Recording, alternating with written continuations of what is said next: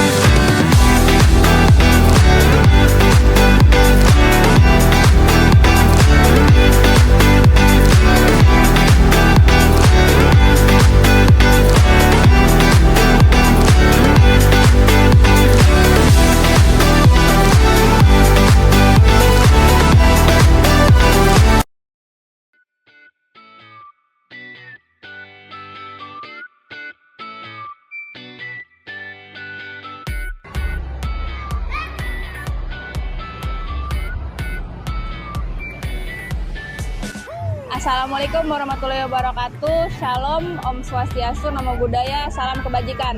Halo, kami dari kelompok Insinyur Soekarno. Nah, pada hari ini kita akan melakukan sosialisasi di SDN Utan Kayu Selatan 17 pagi. Yeay. Oke, selamat pagi semuanya. Gimana hari ini upacaranya? Mana?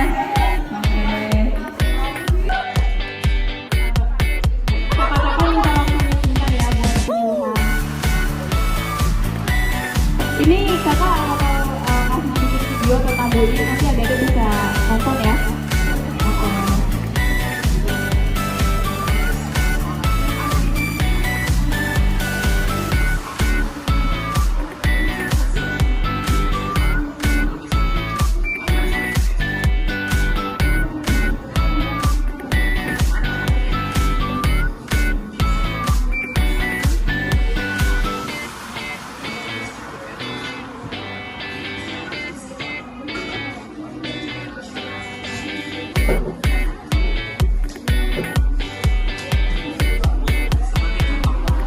Kata Mary, apa itu bullying? Bullying adalah suatu tindakan agresif yang dilakukan secara berulang oleh sesuatu individu atau kelompok terhadap individu atau kelompok lain secara sadar atau sengaja. Biasanya terjadi kepada orang yang dianggap lebih lemah atau berbeda dari kebanyakan orang lain, diajukan untuk menyakiti atau menakuti dengan ancaman tertentu, baik secara verbal, fisik, adapun di lingkungan sosial dunia nyata maupun dunia maya.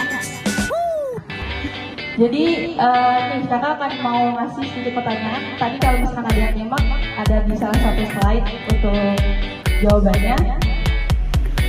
Ada yang bisa kasih tahu apa aja yang termasuk bullying?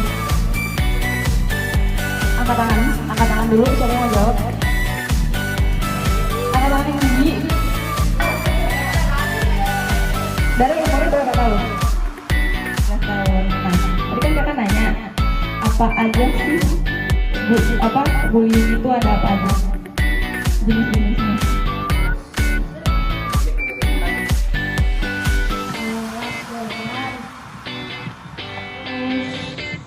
Fisik, verbal, terus lewat sosial media. Apa dampak jika terjadi bullying? Apa dampak jika terjadi bullying?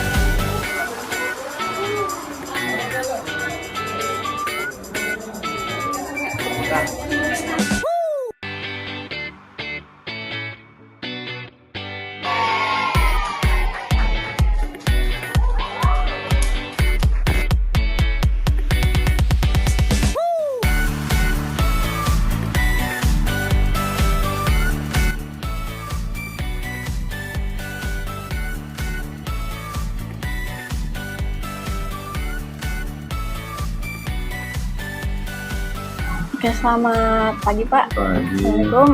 Saya Natasha dari Fakultas Universitas Binasaran Informatika. Sebelumnya Bapak dengan Bapak siapa Pak? Surya. Pak Suryana. Suryana. Oke.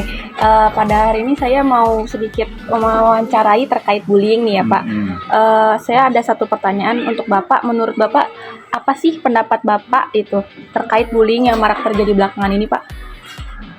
Itu aja. Pendapat saya. Iya, pendapat Bapak. Kan belakangan ini kan kayak banyak lagi nih kan kasus-kasus, apalagi di SD pun juga ada gitu loh untuk Iya, kasus bullying gitu banyak yang sekali belakangan ini. bullying. Itu yang bikin kita miris itu sih Pak. Kalau menurut pendapat Bapak itu gimana tuh untuk cara penanggulangannya Pak atau apa gitu Pak? Mungkin bullying ini terjadi karena bukan hanya di sekolah tapi akibat dari lingkungan masyarakat. Iya, Apalagi untuk sekolah negeri ini kan anak-anak yang biasa hidup di jalanan, di gang-gang sempit gitu kan, sehingga mohon maaf edukasi di pendidikan di keluarga juga kurang gitu kan. Bahkan bahasa-bahasa anak-anak tuh emang luar biasa, lu gue apa tuh, sehingga kami di sekolah ini mengarahkan ke anak tidak ada lu gue, Iya, ada iya. kamu, aku, kamu, saya, aku, kamu gitu. Iya, betul. Tapi ternyata susah menerapkan seperti itu, anak-anak udah biasa. Ya bullying itu paling rendahnya mungkin kata-kataan orang tua gitu. Itu karena mungkin di keluarganya juga udah biasa begitu gitu, saling ledek-ledekan apa sih, kebiasaan itu di sekolah ya terjadi juga gitu. Oh gitu. Kalau untuk cara pencegahannya Bapak mungkin ada pendapat gitu, maksudnya dari sisi Bapak sendiri kalau untuk pencegahannya itu seperti apa gitu? Kalau pencegahan di sekolah pasti ada, jadi guru-guru yang selalu memberikan pembelajaran ke anak-anak bahwa bullying itu tidak boleh gitu, tidak boleh ya. Yang pertama ya akan menyakiti hatinya gitu, menyakiti keluarganya kadang-kadang gitu. Kan keluarganya nggak terima, jangan kan dibilang gendut aja masalahnya jadi melebar kemana-mana, kamu gendut gitu. Makanya tidak boleh memberikan ejekan, omongan atau membuli orang bagaimanapun juga itu nggak boleh gitu. Kita sebagai guru ya selalu memberikan edukasi ke anak-anak seperti itu. Tapi pernah gak sih kayak satu siswa Bapak gitu sebelumnya atau gimana cerita ke Bapak kalau dia tuh salah satu korban bullying yang emang terbilang kayak parah atau gimana gitu sampai dia insecure, stres segala macam gitu Pak? Ada juga seperti itu, bahkan kita mediasi dengan orang tuanya segala macam bisa ada gitu. Ya kita panggil si anaknya itu, panggil orang tuanya seperti itu kalau kejadian begini. Jadi yang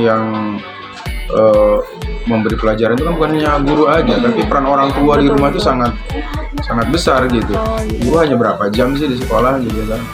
Jadi kalau untuk yang si pelakunya ini mungkin dikasih mediasi langsung ke orang tuanya aja gitu? Iya, selain kita tetap tanganin ya, kita diberikan edukasi juga, di konseling juga anak-anak.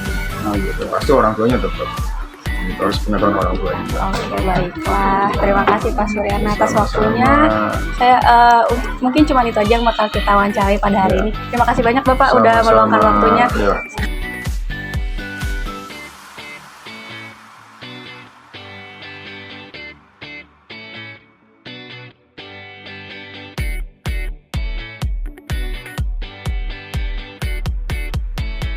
Baik, setelah kami melakukan penyuluhan, kami akan mengajukan beberapa pertanyaan untuk Bapak. Oke, yang pertama, menurut Bapak, bagaimanakah peran guru dalam mengatasi bullying di sekolah dan apa hukuman yang cocok untuk diberikan? Baik, terima kasih atas jawabannya. Tentu guru sangat berperan sekali ya dalam mengatasi bullying di sekolah. Jadi guru ini senantiasa selalu memberikan motivasi ke anak-anak bahwa bullying itu tidak bagus. Karena apa? Bullying itu akan mengganggu mental anak-anak, sehingga emang tidak dianjurkan. Jadi setiap guru-guru pasti memberikan pembelajaran kepada anak-anak bahwa bullying itu tidak bagus di sekolah. Terus bagaimana kalau terjadi bullying di sekolah? Guru tidak memberikan hukuman, karena hukuman itu tidak boleh sebenarnya ya di sekolah itu. Tapi guru itu bagaimana cara memberikan solusi kepada anak-anak, baik yang bullying ataupun yang berbuat salah gitu. Nah, di sini ada kita pernah berdiskusi dengan guru-guru bagaimana untuk mengatasi anak-anak yang bermasalah termasuk pelaku bullying itu. Yang pertama, kita bahasanya itu kalau dalam pembelajaran itu melakukan segitiga restitusi ya. Segitiga restitusi itu bagaimana kita bukan menghukum anak ya, memberi pembelajaran ke anak-anak sehingga anak-anak itu tidak merasa bersalah, tapi dia tahu bahwa itu salah gitu bahasanya gitu ya. Yang pertama kita menstabilkan identitas anak. Jadi bahwa ke anak-anak tuh oke lah, bullying sebenarnya tidak boleh, tapi emang sering terjadi gitu bahasanya gitu kan. Nah, yang kedua menstabilkan